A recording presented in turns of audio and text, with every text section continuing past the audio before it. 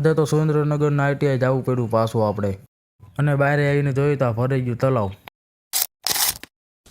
જય માતાજી મિત્રો, સ્વાગત છે તમારા વાળા નવા મિની બ્લોગમાં. સવારમાં નાહી ધોઈને ફ્રેશ થઈ ગયા પછી આપણે જવાનું હતું મિત્રો સાથે આઈટીઆઈમાં. જેવા થોડાક આગળ ગયા હતા તો રસ્તા બેઠા હતા કે સાઈડમાં છે દાવાનું શરૂ થઈ જાય છે. સીતોડે પહોંચી ગયા સુરેન્દ્રનગરના આઈટીઆઈ. પછી આપણે બાઇક મૂકી દીધી. પછી આપણે મિત્રો સાથે ચાલવા માંડ્યા આગળ જવાનું હતું ઓફિસમાં.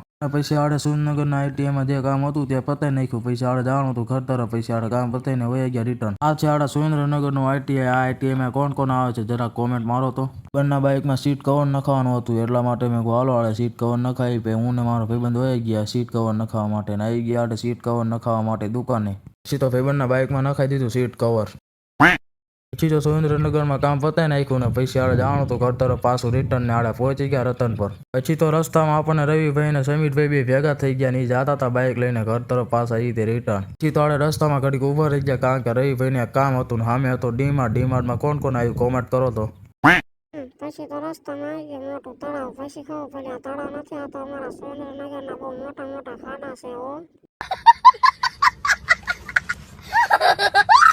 પછી તો આડે આવી ગયા મેવાડીમાં બેસવા માટે. આના મી બ્લોગમાં આટલું જ. ત્યાં આડે મળીએ બીજા મી બ્લોગમાં. એટલા માટે જય માતાજી.